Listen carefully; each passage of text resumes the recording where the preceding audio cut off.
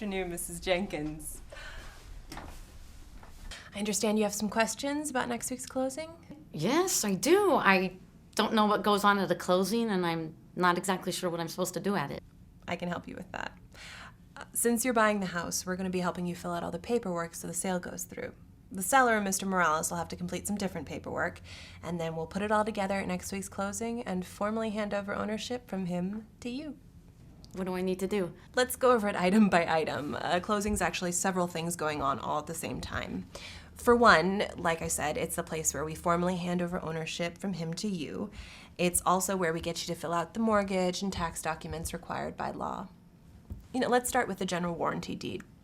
That's the deed Mr. Morales signs, formally handing over any of his interest in the property to you. Now, he does this in exchange for the money you provide. Your money is coming from the bank in the form of a mortgage. So one of the things we're going to have to do is make sure we have all of the bank's paperwork signed. The bank will not release a check to Mr. Morales until all of their forms are completed. What forms will I have to sign? You'll need to sign a promissory note for the mortgage, which basically just states you agree to repay the amount you borrowed to buy the house. There's also IRS Form 4506. I have to fill out an IRS form? I'm not making any money on the deal. No, actually, it has absolutely nothing to do with you making any money. In fact, Mr. Morales will have to file a 1099 claiming what he's made on the sale. For you, it's just so we can request a copy of your income tax returns from the IRS. The bank needs that information in order to evaluate your loan. In fact, you probably have already signed one when you first applied for the loan months ago.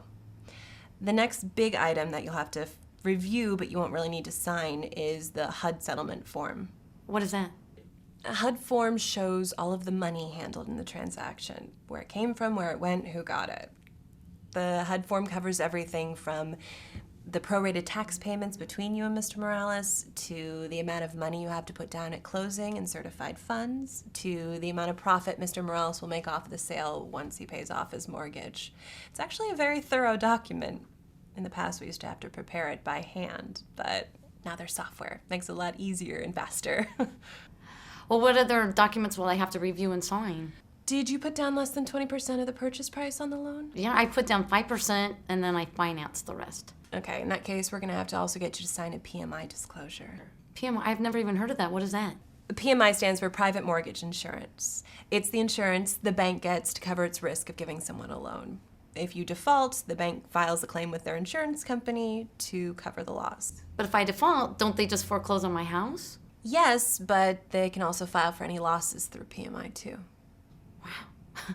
There's a lot going on at this closing. We haven't even covered everything. I mean, we still haven't even gotten to truth in lending. That I know about.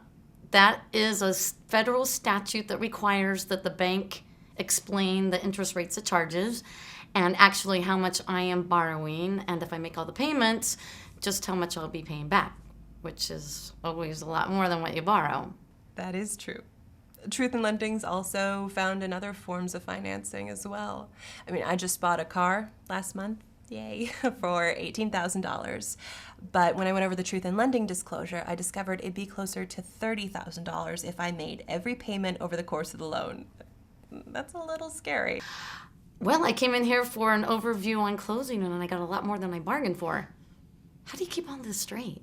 I've been doing it for a long time, and I also work really closely with your attorney. Seems like once you do one of these things, you'd have to take the rest of the day off. Actually, I have 3 more closings scheduled right after you that same day.